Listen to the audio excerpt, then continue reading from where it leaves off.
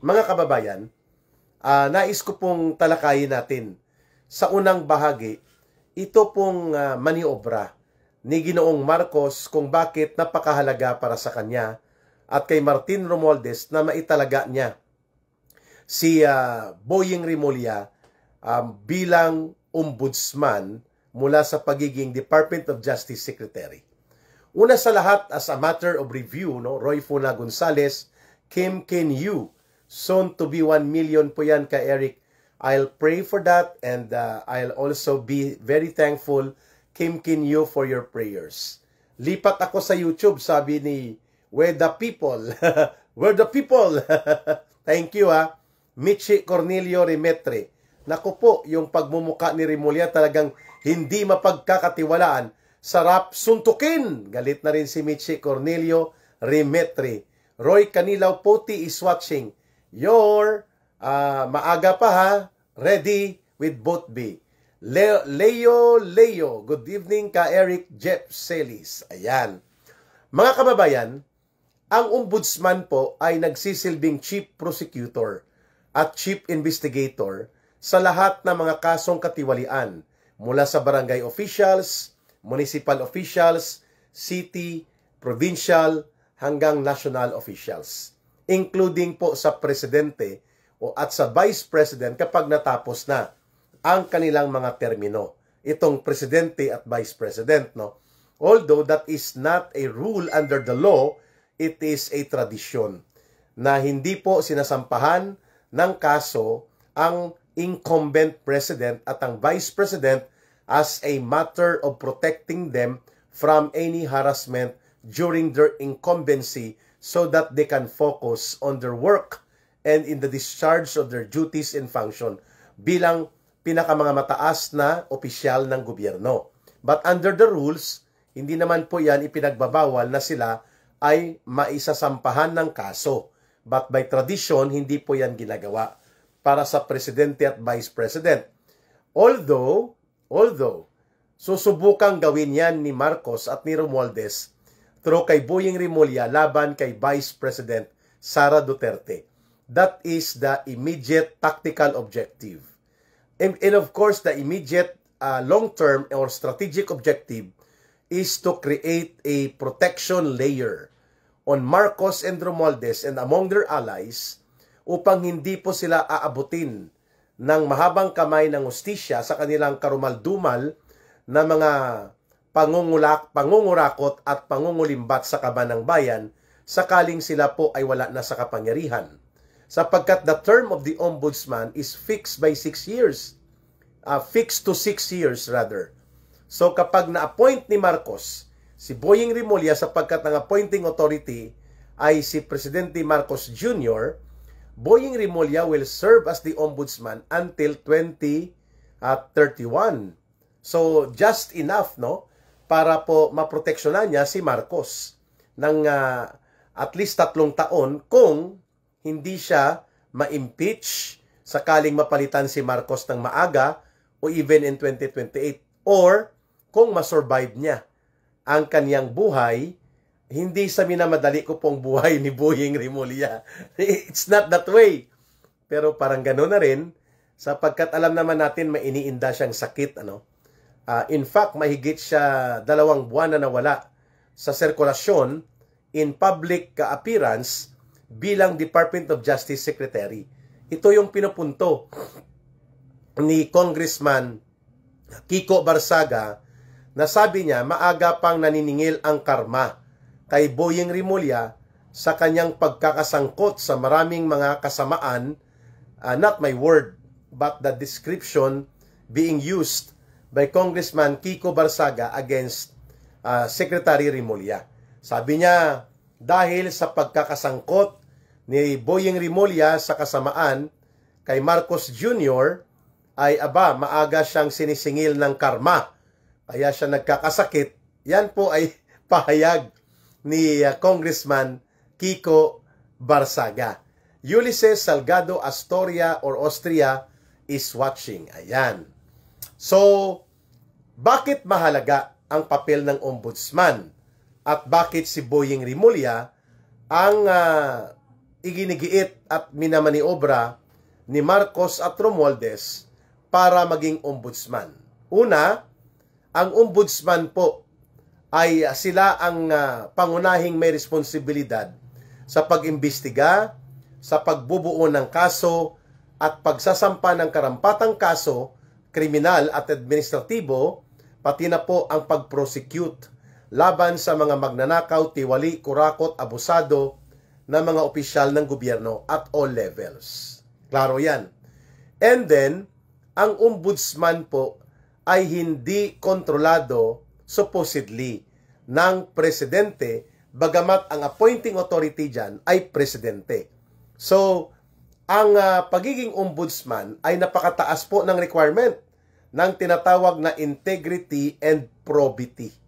Or, pag sinabi pong integrity, ito yung nagkakaroon ka ng moral compass and moral ascendancy. Hindi ka po immoral, hindi ka gumagawa o hindi ka nasasangkot sa illegal na mga bagay o mga katiwalian at maruruming mga laro sa politika. Yan pong ibig sabihin ng integrity. Ang probity po, ikaw ay may mataas na set of values and character. Proven by your character, proven by your practice, proven by your service na hindi ka balasubas. Yan pong ibig sabihin ng may probity. Ang spelling po ng probity ay P-R-O-B-I-T-Y.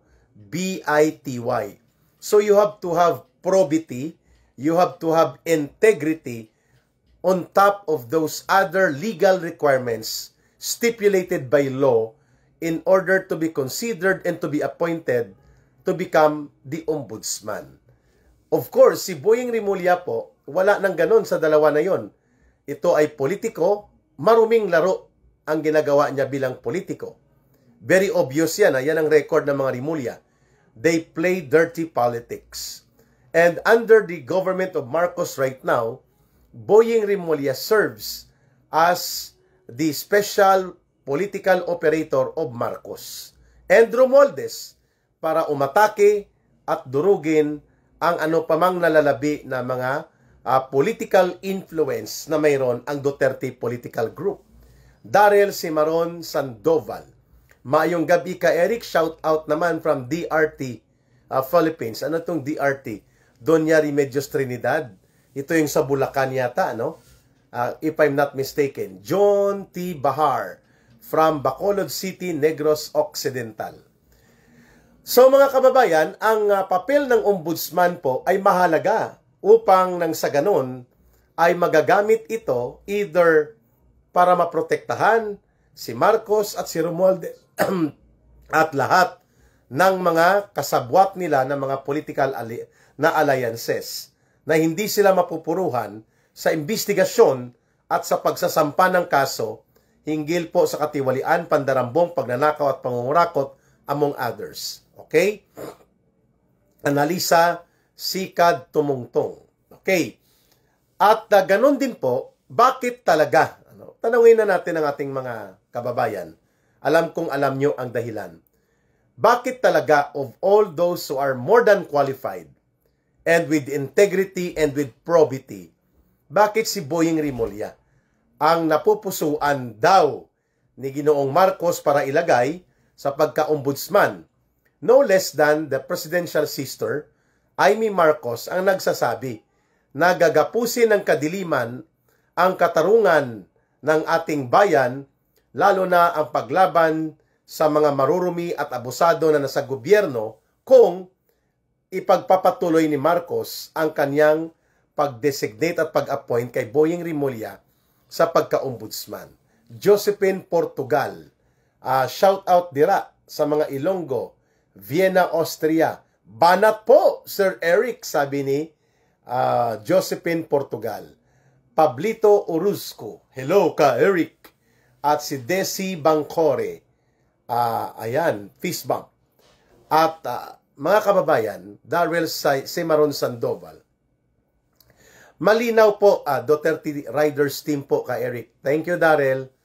Malinaw na ang purpose din kay Boying Rimulya kung bakit itatalaga siya ni Marcos bilang ombudsman is not only to protect the interest of Marcos and Romualdez and their allies, but it is also to be used as a weapon to test the possibility na sasampahan ng kaso si Sara Duterte, bagamat hindi ginagawa yan in the last 50 years sa ating bansa, na kinakasuhan ang incumbent president at incumbent vice president, subalit gagawin yan ni Boying Rimulya.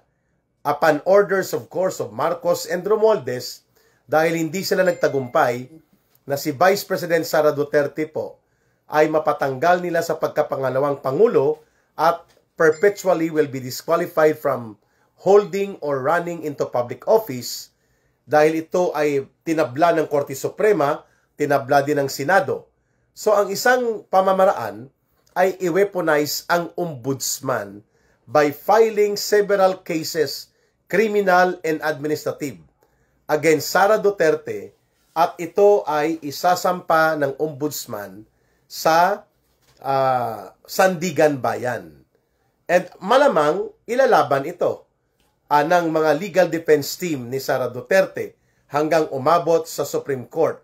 But in as far as the law concerning the prevention or prohibition kung pwede o hindi masampahan ng kaso ang presidente o ang vice-presidente habang sila po ay incumbent at aktibong nakaupo sa kanilang posisyon, wala pong batas na nagbabawal na gawin yan. It is only a matter of political tradition. Ang logic dyan ay hindi po madidisturbo o mahaharas ang presidente at ang vice-presidente ng mga kaso ng kanilang mga kalaban sa politika, sakaling papayagan na habang sila ay incumbent, sila ay pwedeng kasuhan. That is the tradition. That is the wisdom. But that is not stipulated clearly under any law, not even in the Constitution. So is there a possibility that Marcos and Romualdez, through Boying Rimulya as the ombudsman, can they file cases against Sara Duterte at the Sandigan Bayan, and so that Sara Duterte will be held criminally charged before Sandigan Bayan, at syempre magkakaroon ng intensified harassment laban sa Vice President at gigipitin ng todo-todo si Sara Duterte, including ang kanyang pamilya. Is that a possibility under a Boying Rimulya kind of integrity-less and without probity of value and moral compass na uri ng ombudsman? Can that be possible na gagawin niya kay Sara Duterte ito bilang pamamaraan sa panggigipit at pangaharas, including sa mga nalalabipang puwersa o mga elementong konektado sa Duterte political camp? My answer is definitely yes. That is one of the major considerations that Marcos Jr. has made a premeditated choice. Pinaghandaan at pinagplanuhan nila na mailoklok nila si Boying Rimulya sa pagiging ombudsman para ma-weaponize ang otoridad ng ombudsman against Sara Duterte and those who are considered as political enemies of Marcos Jr. Napakasama, napakamalagim, at napakarumaldumal po ang ganyang layunin na gustong gawin ni Marcos, sapagkat yan ay naglalayong ikutan ang batas, gamitin ang batas at i-weaponize ang isang constitutional body upang maging instrumento ito for political persecution. Okay? Angela Lipora Bernhard, Boying parang baklang babae sa kakabanin nila. People power na, sabi ni Flor de Lesa Ubi. Nalgar Colive, watching from Davao, Cebu and Bohol. Mr. Latigo TV, Ka Eric, lagi kitang pinapanood and I learn so much from you. Lalo na kung paano napasok ng mga komunista ang lahat ng ahensya sa gobyerno na pinasok na nila. Thank you, Latigo TV. Lims_door, Shout out, Sir Eric. I'm always your valid listener. Baka avid listener, no? In Dubai, before in Taiwan. Wag lang tayong titigil. Makikita din natin ang bukang liwayway. Thank you for that, Lims_door. A fair lady, good evening po. Sana matapos na ang malalang problema ng Pilipinas. I agree. We have to pray and we have to collectively act as a people. Alex Lapating, Pagayon, kailangan mapababa sa pwesto si BBM para mas lalong madaling mapanahon, mga kababayan, na si Sir Eric. Okay, I agree. Ngayon, I see it coming already sapagkat desperado na po si Marcos. Desperado na po sila Romualdez na mag-survive politically. And the only way for them in order to maintain the hold to power and to avoid accountability, ang pananagutan nila ay hindi sila hahabulin upang mapanagot at maparusahan sa batas, ay ma-maintain nila ang kapangyarihan nila beyond 2028. Aabutin ni Marcos ang 2028 at lagpas pa sa 2028. Para nang sa ganun po, ang ombudsman ay isa sa mga instrumento na gagamitin mismo ni Marcos para makapagmaniobra. Yan ang dahilan kung bakit nandyan po sa shortlist na yan si Boying Rimulya. Bagamat nalusutan niya ang ombudsman clearance as a requirement, pero alam natin po may isinampa na kaso sa kanya at naka-case number na po ito sa ombudsman pa rin, subalit ito ay technically hindi na kinonsider ng JBC, ng Judicial and Bar Council. Pinalusot pa rin po ang pangalan ni Boying Rimulya. Hindi ko nga nakita doon ang mas may kapasidad at mas may ron pong kakayanan na maging ombudsman din ay si Attorney Kim Inares. No? Wala po doon sa shortlisted ng mga ipinadala kay Marcos Jr. para ma-appoint bilang ombudsman. Ayan. President lang po pwede magpalit sa ombudsman. Ang presidente po ang nag-a-appoint sa ombudsman with a fixed term, bagamat yan ay constitutional body. Hindi po pwede na matanggal yan ng presidente, bagamat siya ang appointing authority. Ang ombudsman bilang constitutional officer ay pwedeng matatanggal lamang sa pamamagitan ng resignation, death in office, o kaya sa pamamagitan ng impeachment. Ayan. There was an attempt to impeach an ombudsman that was appointed by Gloria Macapagal Arroyo. I'm talking about Ombudsman Mercedes Gutierrez, but she opted to resign before an impeachment proceeding can be initiated against her during the time of late President Noynoy Aquino. So hindi na po niya inabot na magkaroon pa ng full impeachment proceedings at impeachment trial at the Senate laban sa kanya. Nag-resign po itong si Mercedes Gutierrez bago pa maisampa or mapagsimulan ang ombudsman or ang impeachment case against her. So ulitin ko po, bagamat ang appointing authority sa ombudsman ay ang presidente, it is a constitutional body. It is a constitutional office and the ombudsman is a constitutional officer. Therefore, ang kanyang pagkakatanggal will be like that of the president, of the vice president, at ng mga Supreme Court justices, at ng taga-Commission on Audit, at ng taga-Civil Service Commission, at ng taga-Commission on Elections. Sila po ay mga impeachable officers and they can be removed by impeachment proceedings initiated against them or by resignation or by death and incapacity. Ayan. So, mga kababayan, abangan po natin ito sapagkat nag-warning na po ang maraming sektor. Nag-warning na ang maraming abogado, ang maraming mga personalidad, including Senator Amy Marcos, na nagsasabi nga that when Boying Rimulya will be appointed by Marcos Jr. to become the ombudsman, then darkness will again reign over our country. Kadiliman daw ang idudulot nito sa ating bayan, hindi dahil maitim ang balat ni Boying Rimulya or maitim ang kanyang budhi. Subalit dahil maitim po ang kanilang balak nila Marcos na gagamitin nila as a weapon of political demolition job and a weapon of political persecution against those perceived to be enemies in politics ni Marcos Jr. at nila Romualdez.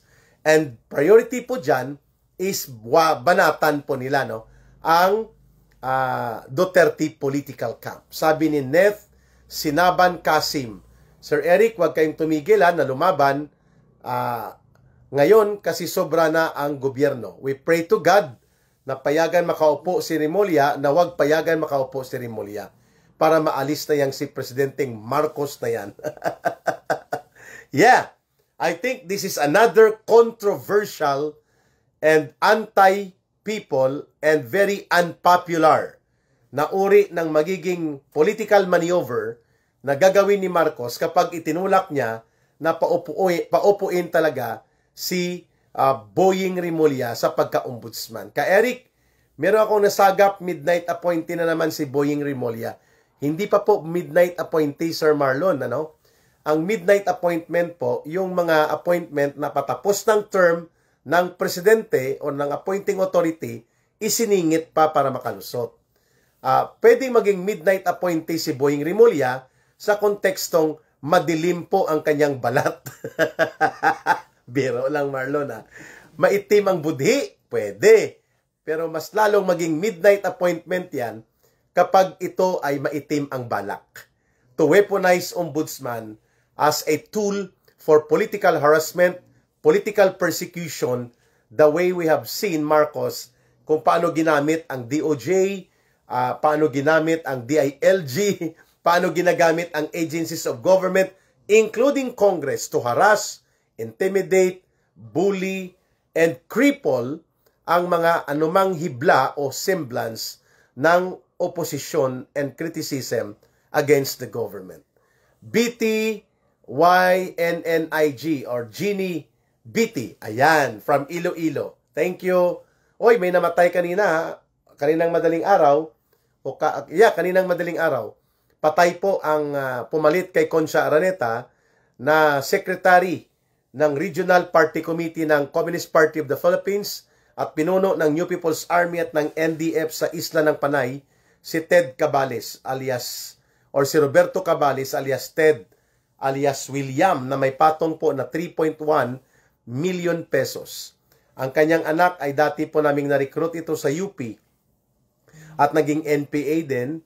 And then ang namatay na isa po, si Matthew, si Badong, kilala ko ito, ay naging kolektor ito ng extortion na ginagawa ng CPP, NPA, NDF. Ang asawa nito, naging teacher ko yata sa isang subject when I was already 4th year sa West Visayas State University. Patay din po sila.